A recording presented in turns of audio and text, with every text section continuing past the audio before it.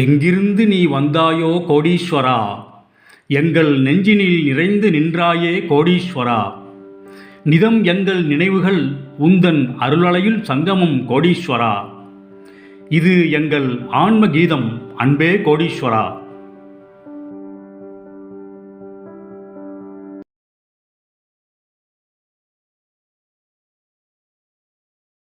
கோடீஸ்வராய நமக. வணக்கம். 2001ஆம் வருஷத்தில் மூட்டை பகவானை பற்றி, அந்த ஞானேஸ்வரனை பற்றி கேள்விப்பட்டு இவர் கணக்கன்பட்டி போகிறாருங்க. என்னுடைய நண்பர் கணக்கன்பட்டி போகிறாருங்க. போகிறப்ப கணக்கன்பட்டியில் அந்த அந்த சாலைன்னு சொல்லுவோம். அப்போ அது ரொம்ப ஒரு பாலடைஞ்ச ஒரு குடிசை, அதாவது ஒரு சாதாரண குடிசை வீடு மாதிரி இருக்குங்க. அங்கே கணக்கன்பட்டி ஞானேஸ்வரன் ஆப்போசிட்டில் வந்துட்டு இருக்காருங்க. இவருக்கு முதல்ல அதான் மூட்டை சுவாமின்ட்டு இவருக்கு தெரியலையாங்க. கூடியிருந்தவங்கெல்லாம் அப்படியே ரொம்ப அன்பாக அப்படியே பகவானே பகவானே பகவானே அப்படின்ட்டு அப்படியே ரொம்ப அன்பாக கும்பிட்டோன்னே இவர் யாரை பார்த்து கும்பிட்றாங்க அப்படின்னு பார்த்தா அவரை பார்த்து தான் கும்பிட்டுருக்காங்க. இவர் நினச்சாரா, என்னடா ஒரு பரதேசி மாதிரி இருக்கான் அந்த ஆள், ஒரு மூட்டையை தூக்கிக்கிட்டு பின்னால் தூக்கிக்கிட்டு என்னமோ பச்சை வேஷ்டி மாதிரி கட்டிட்டு இந்த ஆள் வர்றான், இப்படியே நினச்சாராங்க. அவர் ஒரு பரதேசி மாதிரி வரான் மூட்டையை தூக்கிட்டு, இவரை போய் கும்பிட்றாங்களே என்னடா அப்படின்னு நினச்சாராங்க. அவர் திடீர்னு இடதுகை பக்கம் திருப்பி அவர் பாட்டுக்கு போகிறாராங்க. உடனே இந்த கூட்டம் ஒரு 40 பேர் இருக்குமாங்க. அந்த 40 பேரும் அவர் பின்னாடியே போகிறாங்க. சரி இவரும் சரி வேறு வழி இல்லாமல் என்ன போகிறாங்களே, நம்ம என்ன ஆகுதுன்னு பார்ப்போம் அப்படின்ட்டு இவரும் போகிறாருங்க. போயிட்டே இருக்காராங்க. ஒரு 3 கிலோமீட்டராங்க. 3 கிலோமீட்டர் போனோன்னா பக்கத்தில் ஒரு வயல்வெளி மாதிரி வருதாங்க. அது அந்த வயலில் அப்போ தான் உழுது போட்டிருக்காங்களாங்க.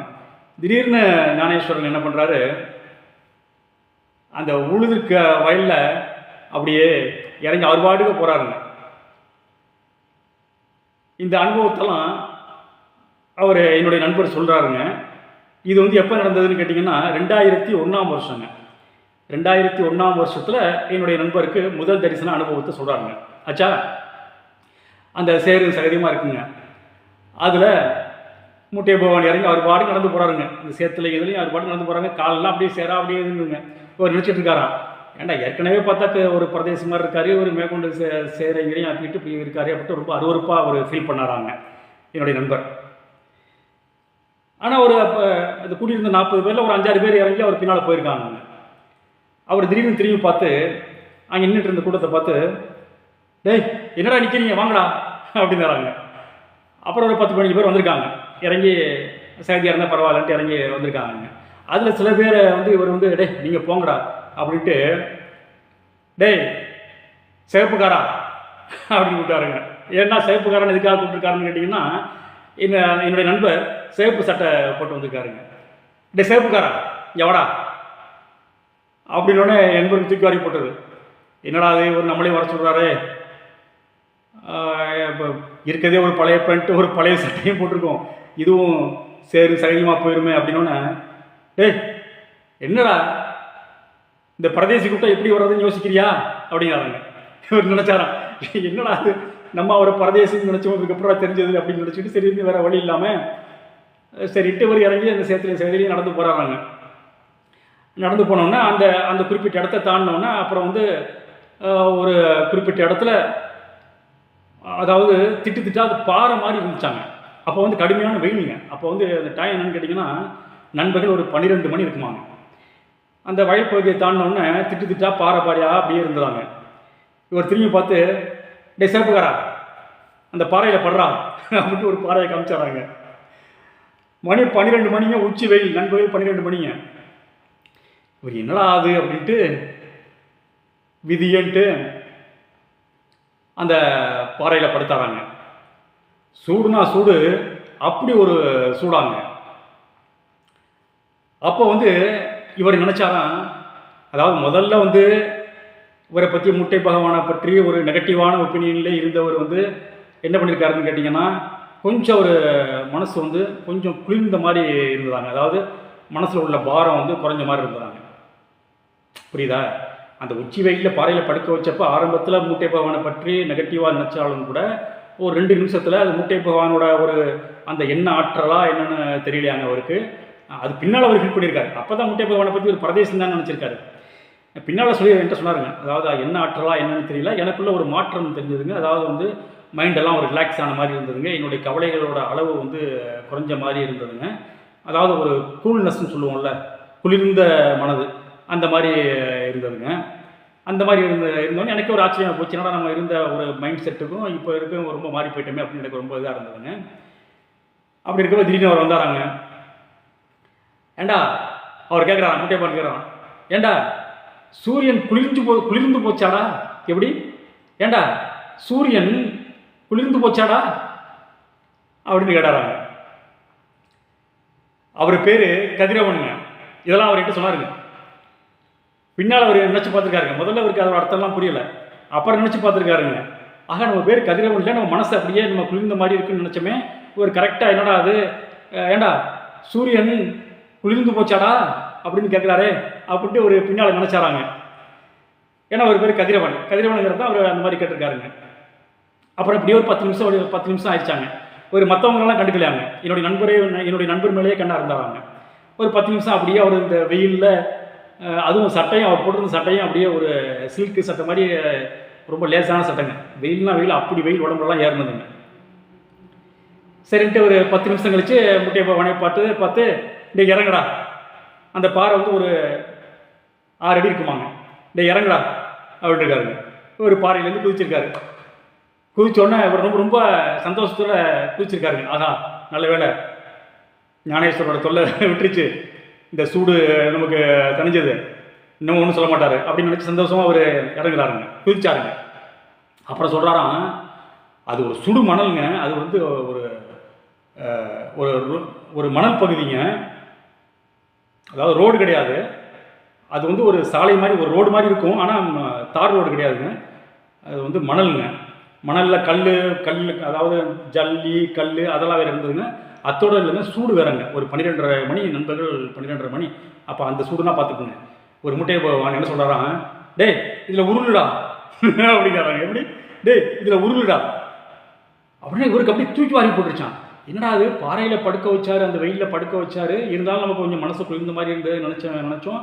ஆனால் பாரு, அவர் இறங்க சொல்லி மறுபடியும் வந்து இதில் அந்த சுடு மணலில் உருளை சொல்கிறாரு. என்னடா அது, கிறுக்கனா இருப்பார் போல் இருக்கு அப்படின்னு நினச்சோடனே டக்குன்னு முட்டையை பாவன் கேட்குறாரான், ஏண்டா பித்துக்குழியாடானா அப்படிங்கிறாங்க. ஏண்டா நான் என்ன பித்துக்குழியா, இதே வார்த்தை யூஸ் பண்ணுறாங்க.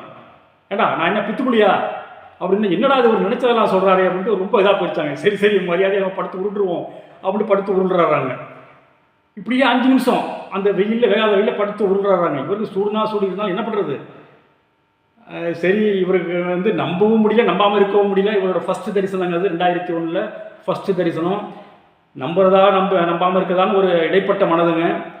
ஆனாலும் சில சீன் வந்து அவரோட பேசுகிற வார்த்தைகள் வந்து நம்புகிற மாதிரி, இவருக்கு ஏற்பட்ட சூழ்நிலையில் அவர் சொல்கிற மாதிரி இருக்குங்க.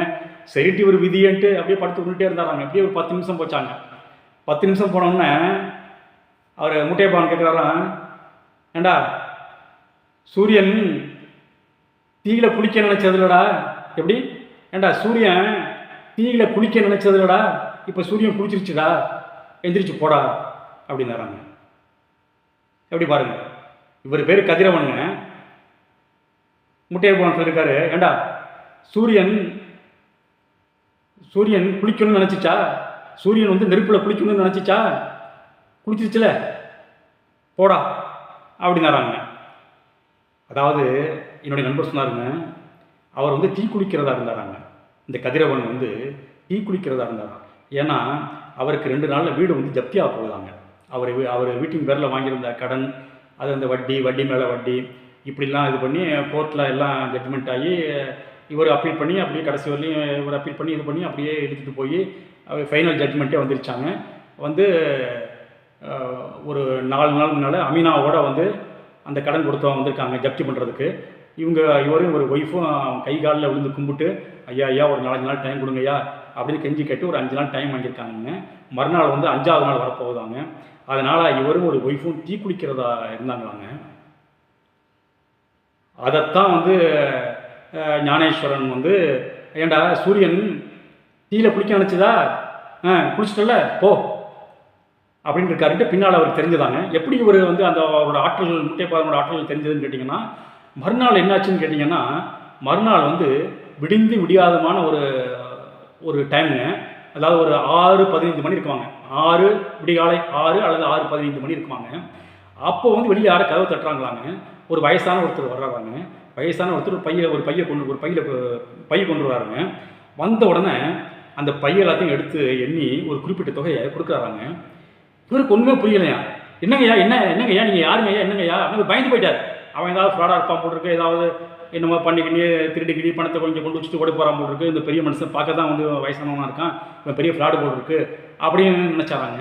அந்த பெரியவர் சொல்கிறாராம், அவர் பேரை சொல்லி, இந்த மாதிரிப்பா நான் இந்த மாதிரி தென்காசி பக்கமாக அவர் அதையும் சொல்லியிருக்காரு. தென்காசி பக்கம் அந்த கிராமம் தான், ஒரு கிராமத்து பேரை சொல்லி, அதான்ப்பா என்னோடய ஊர். நான் வந்து என்னோட அப்பா வந்து உங்கள் தாத்தா கிட்ட பாருங்க, அவரோட அப்பா இவங்க தாத்தா கிட்ட வந்து கடன் வாங்கியிருக்காராம். கடன் வாங்கினதை ஒரு இதில் எழுதி வச்சுருந்தாராங்க. அப்போல்லாம் வந்து எப்படின்னா நம்பிக்கையின் பேரில் தர்றதாங்க. அப்போல்லாம் வந்து ஒரு பெரிய, அதாவது அப்போல்லாம் நம்பிக்கை, அதாவது வாய் வார்த்தை தாங்க. இந்த மாதிரி நான் பார்த்தேன், அந்த இதெல்லாம் எழுதி வச்சு கொடுத்ததெல்லாம் பார்த்தேன். இந்த மாதிரி இந்த இடத்துல ஊரை சேர்ந்த இன்னார் பையனுக்கு அவர் இவரெல்லாம் விசாரிச்சிருக்காருங்க. அவர் உங்கள் அப்பா பேர் என்ன, அது இதெல்லாம் வந்து அவர் ஏற்கனவே மற்றவங்கள்ட்ட கேட்டு விசாரிச்சு வந்திருக்காருங்க. அப்புறம் வந்து இந்த இது முடிஞ்ச உடனே இவற்றையும் கேட்டு கன்ஃபார்ம் பண்ணிட்டாருங்க. நடுவில் என்னாச்சுன்னு கேட்டிங்கன்னா, இந்த பெரியவர் வந்த உடனே இந்த கதையெல்லாம் சொல்லி இந்த மாதிரி பணம் வாங்கியிருக்காருன்னு, ஒரு குறிப்பிட்ட தொகை வாங்கியிருக்காருன்ட்டு அந்த எழுதி கையெழுத்து போட்ட இதெல்லாம் வந்து காமிச்சு இவர்கிட்ட கொடுத்தாராங்க, இந்த பணத்தை கொடுத்தாராங்க. ஏன்னா இதை வந்து எனக்கு தெரியாது, நான் வந்து வீடெல்லாம் சுத்தம் பண்ணுறப்ப நான் வீடெல்லாம் ஆல்ட்ரு பண்ணி, என் பேரை வந்து வீடெல்லாம் ஆல்ட்ரு பண்ணி சுத்தம் பண்ணி இது பண்ணுறப்ப தான்ப்பா எங்கேயோ பரன் மேலே இப்படி ஒரு டாக்குமெண்ட்டை பார்த்தேன். ஆனால் எனக்குள்ள ஒரு பயம், இந்த டாக்குமெண்ட்டில் வந்து ஒரு முக்கியமான அம்சம் இருக்குது, இது ஒரு தெய்வ அம்சம் இருக்குது, இதை வந்து கொடுக்கணுங்களாம் எழுதி வச்சுருக்காரு, அவனுக்கு என்ன கஷ்டப்பட போகிறாங்களோ அப்படிங்கிற மாதிரிலாம் எனக்கு வந்து ஒரு அபிப்பிராயம் ஏற்பட்டது. அதனால தான்ப்பா நான் வந்து பணம் கொண்டு வந்தேன் அப்படின்ட்டு கொடுக்காருங்க. அந்த தொகை வந்து கரெக்டாக அந்த வீட்டுக்கு வந்து அந்த அசலுக்கு வட்டியும் சேர்த்து எவ்வளோ தரணுமோ அதே அமௌண்ட்டாங்க. ஈவினிங் வந்து அந்த கடன் கொடுத்தவன் வந்து கேட்ட உடனே இவர் அதெல்லாம் கொடுத்து அந்த டாக்குமெண்ட்லாம் வாங்கி எல்லாம் கிளியர் ஆச்சாங்க. இந்த அனுபவத்தை சொல்கிறாருங்க என்னுடைய நண்பர் என்கிட்ட சொன்னப்போ, நான் அடைந்த ஆனந்தத்திற்கு அளவே இல்லைங்க. உங்களுக்கும் இது ஒரு ஆனந்தத்தையும் அமைதியையும் ஒரு உண்மையின் அழுத்தத்தையும் ஆன்மீகத்தில் ஒரு நம்பிக்கையும் ஏற்படுத்தும் என்பது என்னுடைய ஆழமான எண்ணம். மறுபடியும் சந்திப்போம். ஆத்ம நன்றி.